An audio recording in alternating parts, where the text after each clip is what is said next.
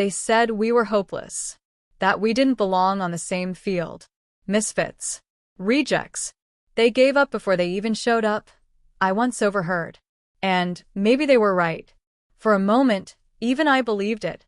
I wasn't supposed to lead anything, especially not a team made of leftovers, write-offs, and forgotten names. But failure wasn't what it looked like. It was a seed, buried in bruises, quiet, hidden, waiting. We weren't the best. We were something else. Something nobody saw coming. My name is Marcus Hill. I'm 27 and I live in Cleveland, Ohio. And this is the story of how the worst team, the joke of the company, shook the entire system to its core. Growing up, the path was laid out for me like a perfectly drawn playbook. Get good grades, get into business school, land a job at a top firm, climb the ladder, make the six figures, impress the family. And for a while I did. I graduated with honors from Ohio State, interned with 2 major firms, got hired straight out of college by Halverson and Tate, one of the most competitive consulting firms in the Midwest. My mom told her church friends I was her golden boy. My dad? He just nodded like finally I was doing something he could brag about at the barbershop. But inside, I was crumbling. The pressure, the perfection, the politics. Every day felt like I was wearing a suit stitched from someone else's skin. I burned out fast, quietly. Missed deadlines.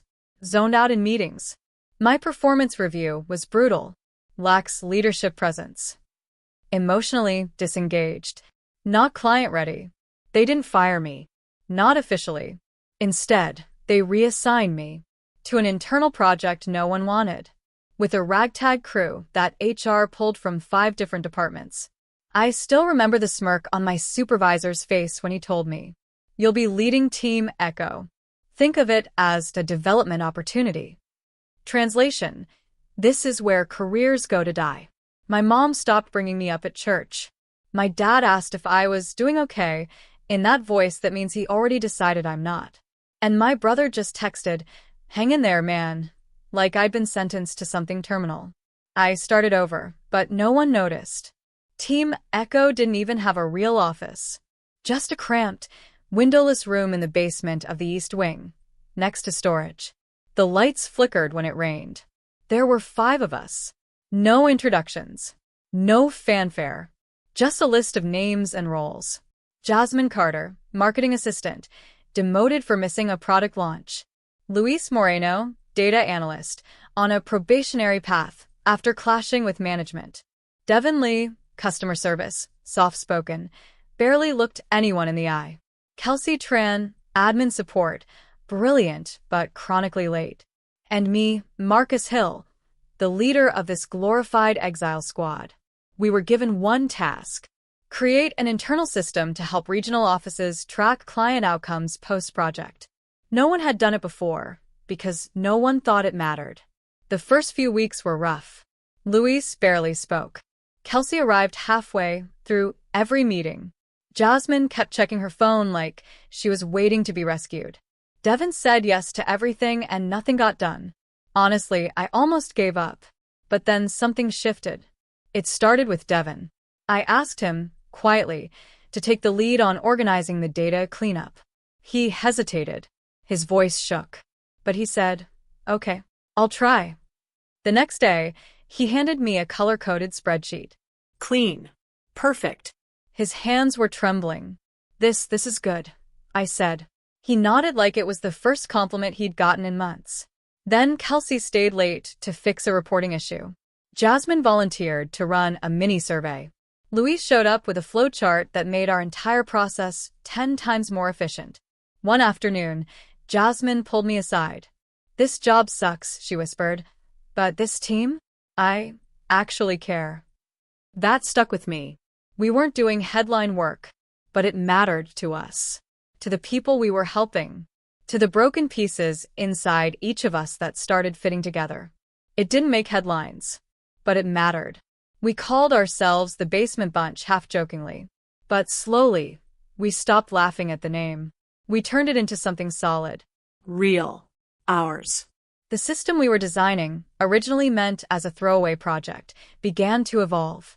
We started with outdated spreadsheets and dead-end tools, but built from the ground up.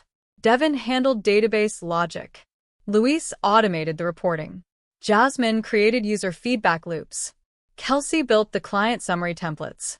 I kept the ship steady. 3 months in, regional offices in Columbus and Detroit picked up our system. By month 5, Chicago and Denver followed. I remember opening the metrics dashboard and seeing the usage chart spike like a heartbeat coming alive. 1,300 active users. 78% weekly engagement. We reduced client churn by 12% in 1 quarter without spending a single marketing dollar. No one expected us to do anything. But we were creating a system that changed how the company handled long-term client care. And still silence. No press release. No feature in the internal newsletter. No mention in team-wide meetings. One Friday, I passed my old supervisor in the hallway. He nodded at me like I worked in IT support. At home, my family barely asked about work. Mom still brought up my cousin Daniel at Sunday dinners. He was now head of strategy at some fintech startup. Dad said things like, "You still doing that little side project?" My brother sent me memes about basement warriors and thought it was hilarious. At the holiday party, someone from HR asked what department I was in. When I said, Team Echo, she laughed. Oh. I didn't know that was still a thing. Yeah. It was still a thing. A thing that was now in pilot across 8 regional offices and had been requested by 3 directors. It stung. To build something strong with your own hands, only to watch people glance past it like it was made of paper. But we kept going. We created an onboarding manual. We rolled out a quarterly update cycle. We built a help desk and trained interns. We even mentored other floated employees who had been reassigned like we had. We didn't get applause. But we built a family. And something even more rare in the corporate world, trust. And that trust? That was about to carry us into something none of us saw coming. It was a Tuesday when everything changed. Rain was coming down in sheets outside the office windows, streaking down the glass like the sky was crying. We'd just wrapped our 3rd system upgrade. The rollout was glitch-free across 10 offices. We were tired but proud. Still no word from upper management. Still no congratulations email. We didn't expect one anymore. That afternoon, I got an invite to speak at a company-sponsored regional tech mixer. Apparently, someone from IT had dropped out last minute, and they needed a body. I almost declined, but Kelsey nudged me. Go. Just represent us. So I went. The event was held at a downtown hotel ballroom. All corporate types, press suits, shiny badges, drinks in one hand, performance metrics in the other. I stood by the coffee table, quietly sipping from a paper cup, when I noticed a woman walking in. She looked lost. Mid-50s, elegant gray suit, sharp eyes. She wandered near our group and asked, "Is this the tech mixer?" I nodded and introduced myself. Her name was Diane Watkins. She was visiting from out of state, New York, I think. "I'm actually here because of my son," she said, smiling faintly. "He works in client retention.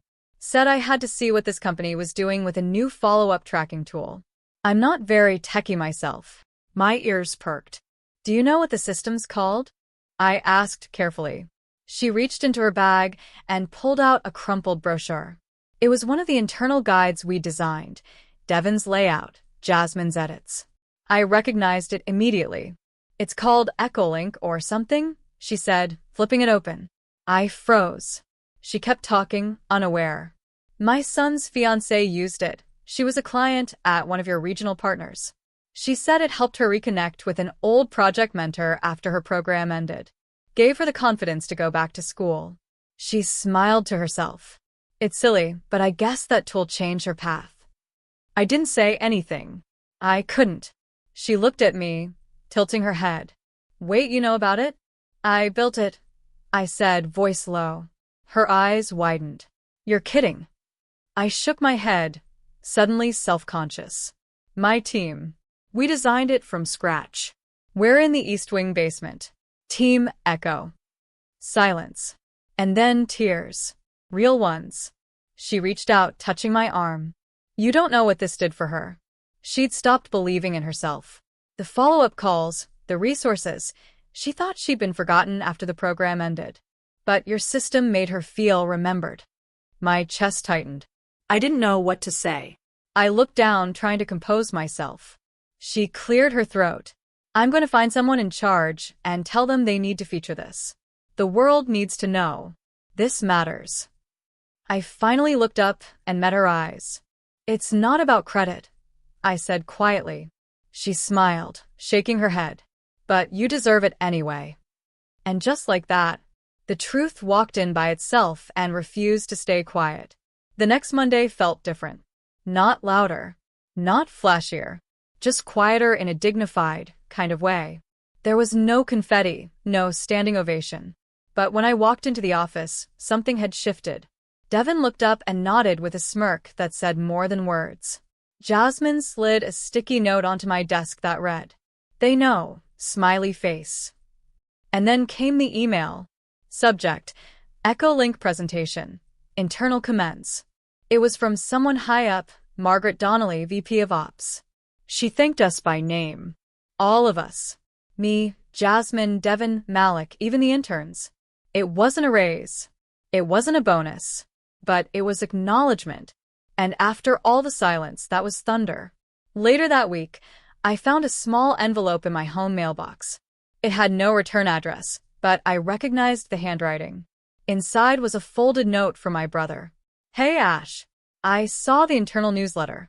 I didn't know. I'm sorry. You always cared more than any of us realized. Proud of you. Caleb. I sat down on the porch and just held the note. Did I cry? No. Not because I was numb, but because I didn't need the tears to prove I felt something anymore. I folded the note and slid it into a book I kept by my nightstand. Didn't frame it, didn't brag about it. I just kept it, because sometimes closure isn't loud. Sometimes redemption shows up in lowercase letters and quiet apologies. And that's enough. It wasn't pride. It was peace. If you've ever been handed the leftovers, the broken team, the forgotten project, the don't worry about it assignment, this story was for you. If they ever looked past you, skipped your name, said, "That's not real success," then I know how that silence stings. But listen, you don't have to shout to make an impact. You don't need their applause to matter. Sometimes, the smallest fires light the darkest halls. So build with what they throw away. Lead the team they said was impossible. Show up anyway, because someone is watching. Maybe not the people you expected, but someone who needed exactly what only you could create. And when that moment comes, when they finally see you, you won't need to scream. You'll just nod. And keep building. Where are you watching from? Tell me your story in the comments. There's someone out there who needs to hear it. Thank you for being here. We tell real stories here. Quiet victories. Loud hearts. And this is just the beginning.